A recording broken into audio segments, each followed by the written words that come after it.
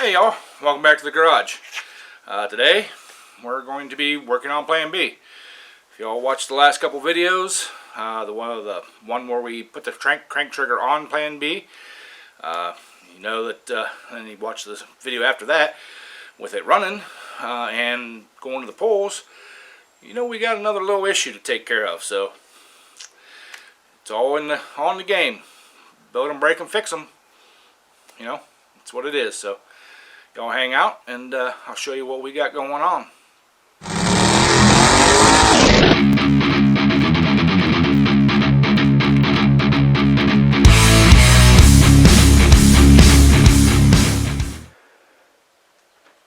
Alright y'all, I'm going to start this video out here where we left off, where we put the crank trigger on Plan B here.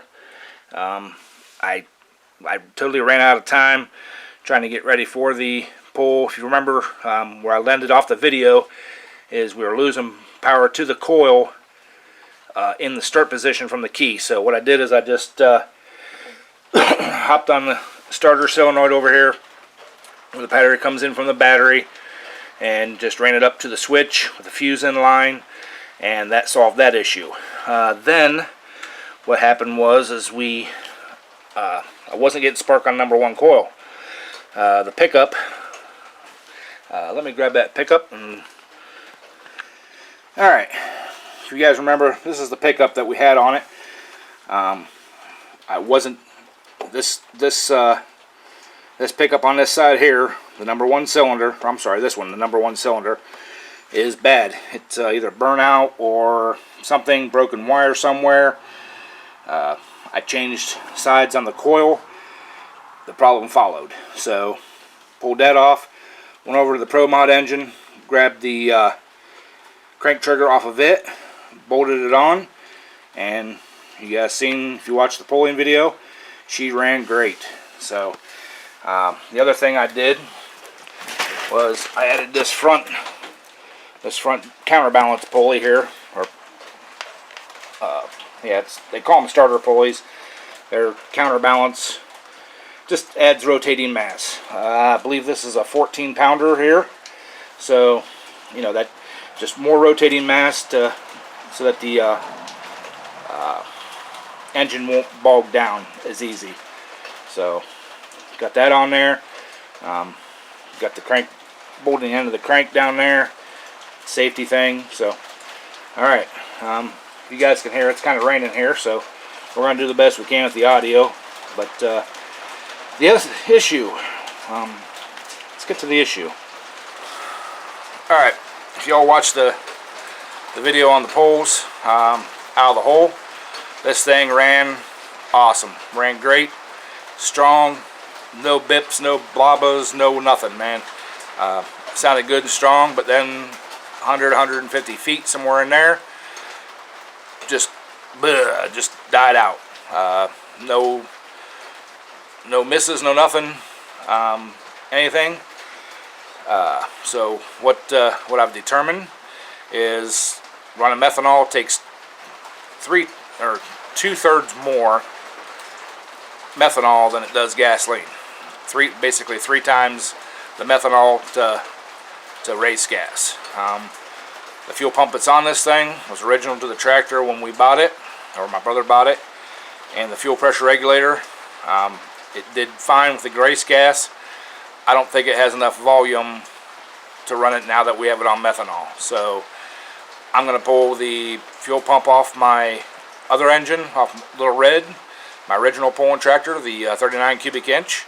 That fuel pump's fine. We've ran them for years. Plenty of volume, not real high pressure.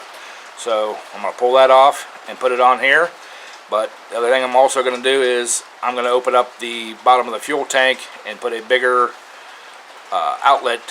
fuel outlet on the bottom of the fuel tank to just get more volume. So I'm going to go ahead and I'm going to pull the fuel tank off and we'll start there.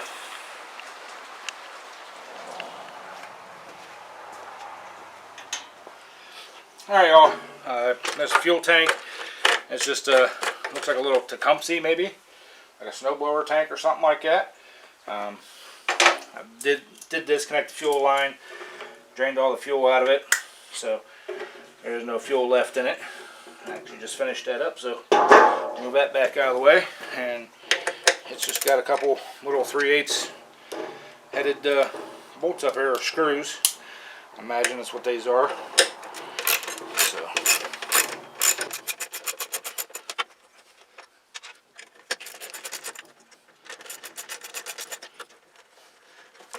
alright, fuel tank is off, and being that we are running canned fuel, not pump gas or anything like that, I will be eliminating the fuel filter in here.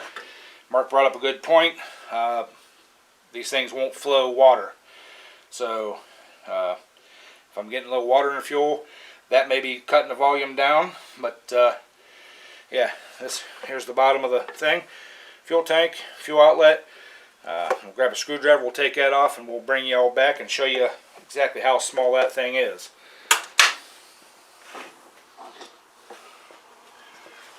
Alright y'all, here's the bottom of the tank.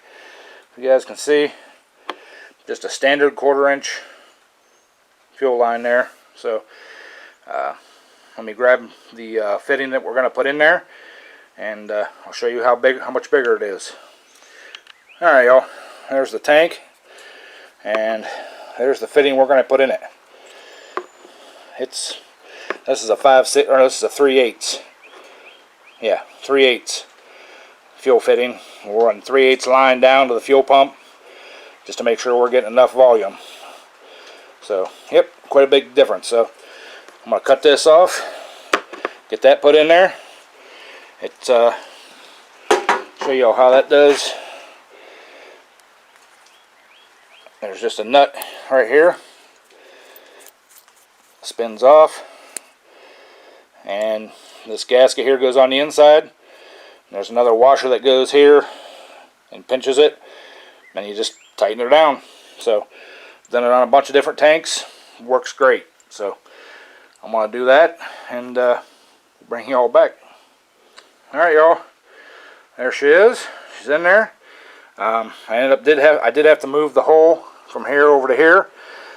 Inside this tank, there's a big thick plastic bung, I guess, just like a reinforcement or whatever, and my threads weren't long enough on this fitting here to come out. So yeah, we just moved it over, no big deal. I'll get some other plastic tank I got laying around, and we'll plastic weld that shut, no big deal. So alright, now let's get over there, and we'll get the pump mounted and stuff.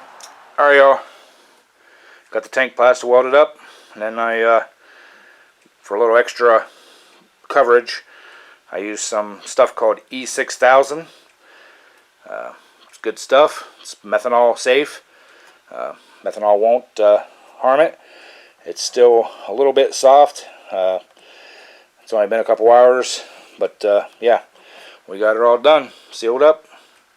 So there it is. I'm going to throw this back on the tractor so I can get placement for the fuel pump. Alright y'all, here's the fuel pump. This is brand new. It's only got a couple runs on it. It's off Little Red. These fuel pumps flow plenty. We've used them for a long time. When you mount them, you have to mount them at a 45-degree angle with the fuel inlet at the bottom. So I'm thinking about going right in here at a 45. It'll actually be back in a little bit further, maybe down a little bit, but it should be below the fuel tank too. So now, yeah, sorry, it goes this way. Yeah, in here at a 45-degree angle.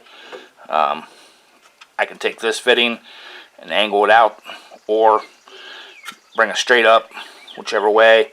I'll probably turn it 90, let it drop down a little bit, and come up to the fuel bowl.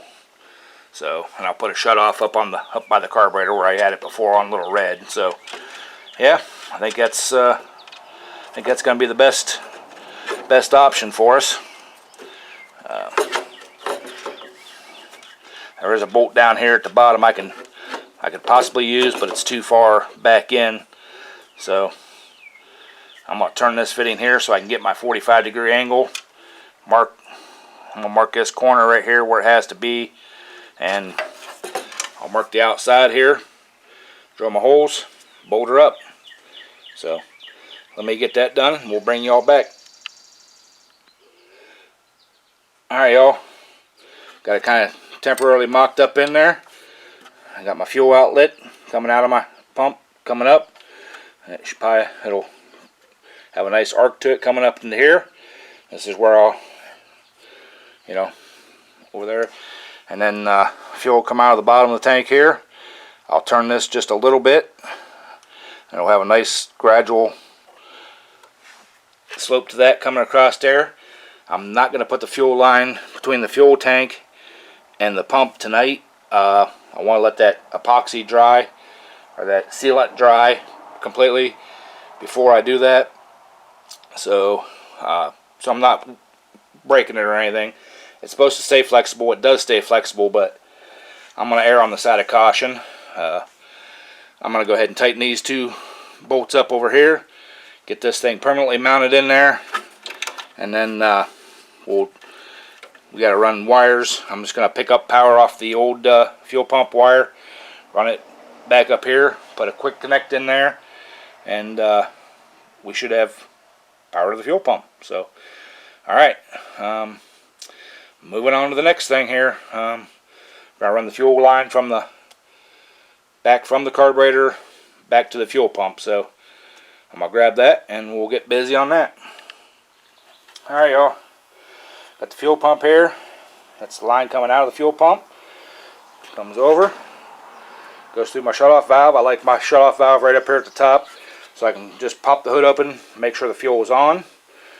Comes out, comes around, goes into the other side of the fuel pump, or the carburetor over there. It's done.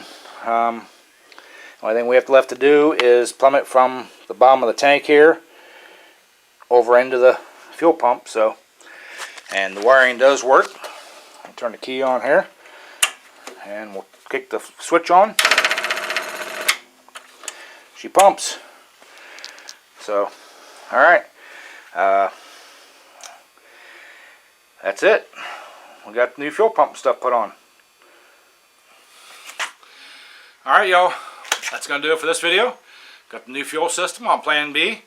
As strong as it ran out of the hole the last time we had her out, it was purely a fuel issue. So this new fuel pump on there, bigger lines, bigger fittings, we're not going to have any problem with fueling. Shouldn't have any problem with fueling. So that's it, man. I'm not going to start it up because that tank has to dry. I'll put that other line on there, and then I'll probably fire it up. But you guys have heard it fired up before. You'll see it at the next pull running. So appreciate you all watching. Please, if you're new to the channel, hit that subscribe button. And the views have been going up, but the thumbs up haven't. So y'all need to hit that thumbs up button for me too. That helps feed the algorithm of YouTube, and it'll get it out there to a lot more people. They'll promote it more. So appreciate you all watching. Sunday live stream, 7 p.m. Eastern time. Come on in, hang out. We have a good time. So that's all we got for today, y'all. Hope you enjoyed it. We'll catch you all in the next one. Remember, keep wrenching.